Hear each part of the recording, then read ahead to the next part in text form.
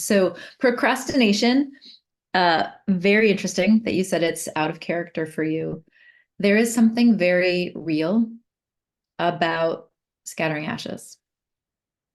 There's something very real about the concrete act of coming together to ritualize the end of something.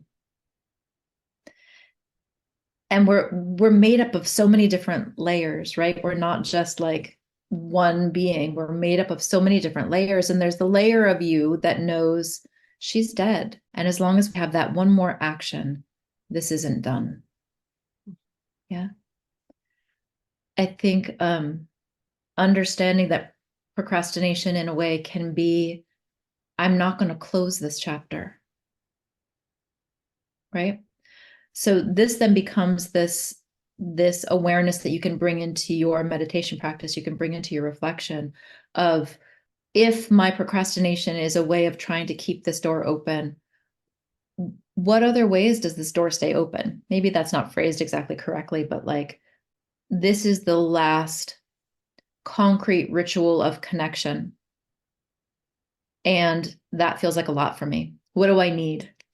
What do I need in this? Are there ways that I need to see this as an end? Are there ways that I need to see this as one part of an end that continues to unfold? Whatever that language is that looks correct for you. I think trying to fight procrastination without understanding what procrastination is protecting us from can just make that resistance dig in its heels a little bit more.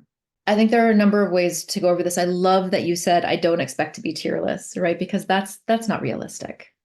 That's just not realistic. And it's not really even helpful for other people around you to see that you are like this stoic, impervious wall. But wanting to feel contained and grounded enough that it doesn't turn into a situation where somebody has to step out of their own experience in order to take care of you. That can feel really uncomfortable, right? And plus, I think, I don't know this about you, but I know for myself, I don't like a lot of external attention when I'm feeling things, right? I don't want to be the center of attention and have people like being like, oh, let me hear. I don't like fawning when I'm feeling, really. So I think some of this is pre-work, right? I think this is a meditative practice or your own practice where you're like, okay, this is going to be emotionally and relationally challenging. What do I need to feel like I am as rooted as I can be going into it? Great. This means that I need to have slept. This means I need to have moved my body. This means I need to have eaten whatever I can eat that helps my, whatever all those things are. And then to say, like, is there something that I can carry with me into this ceremony, into this ritual that helps me return to that still point in the center? For some folks, that's a mantra. For some folks, that's a stone in their pocket, right? For some folks, it's just an anchoring thought, right? You might have something from your own practice to be able to come back to it and go, right, this is hard. And I have the tools. I'm going to breathe through my feet. I'm going to do whatever it is I need to do. And I'm going to stay present to myself and stay present to others. Yeah.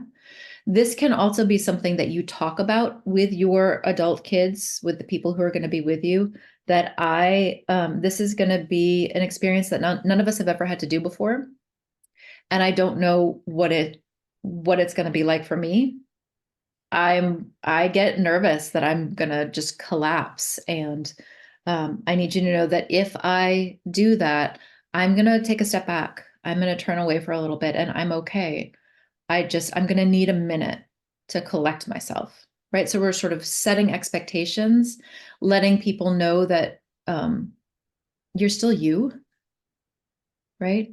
And that that it's okay for them to have like, oh man, I'm so afraid I'm going to do that too, right? It can actually be an opportunity to connect inside collective fears of collapsing in front of others.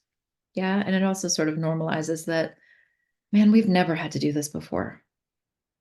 I don't know what this is going to be. Yeah.